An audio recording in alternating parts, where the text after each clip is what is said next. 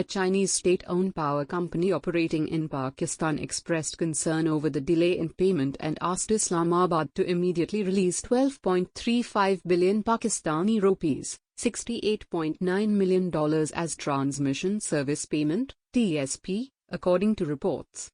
The China Electric Power Equipment and Technology Company Limited, CET, State Grid Corporation of China, SGCC, registered in Pakistan as Pakmatiyari Lahore Transmission Company Private Limited, PMLTC, has recently written to Energy Minister Hamad Azhar, explaining to him that the company had received only 8.75 billion rupees, $48.82 million, of the total amount billed to the National Transmission and Dispatch Company, NTDC. It said the unpaid amount of 12.35 billion rupees needs to be cleared by March 24 to avert a default under the facility agreement between PMLTC and the lender, China Development Bank, Dawn reported. PMLTC is part of the China-Pakistan Economic Corridor, a collection of ongoing infrastructure projects across the South Asian country, with a total value of $62 billion. The company has also highlighted that the Chinese government and the embassy attached great importance to the payment issue and asked the ministry to give this matter a top priority. Beijing threatens to stop funding? This comes after a 3-day visit of Pakistan's Prime Minister Imran Khan to China in February. Islamabad had paid $28 million to Chinese independent power producers, IPPs, days before Khan's visit to the communist country. It is believed Beijing has flagged the issue of overdue payments, with media reports claiming that China is reluctant to put in new funds under the CPEC arrangement until issues faced by Chinese investors are resolved and previous agreements are fully honored by the Pakistani government.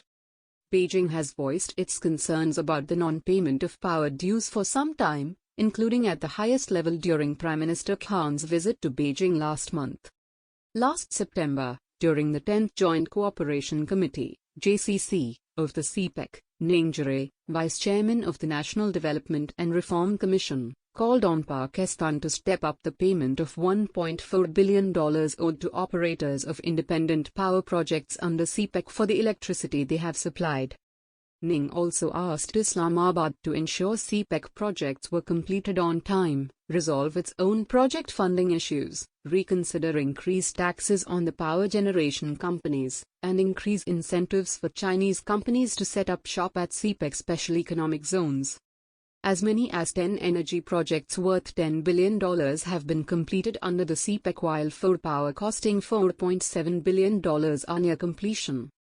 Official circles in Islamabad claim that the previous Nawaz Sharif government badly managed agreements with the Chinese and their IPPs. They say the power purchase agreements, PPA, were based on flawed calculations of fuel mix components that have made the country dependent on imported fuels for power generation. Pakistan's financial woes.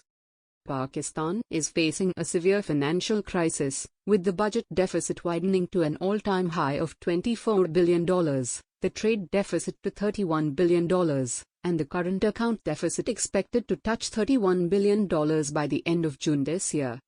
Despite the cut in the development budget of $1.1 billion, there is still a budget deficit of $24 billion, equal to 8% of gross domestic product, GDP, prompting the need for Pakistan to procure more domestic and foreign loans to bridge this huge budgetary gap.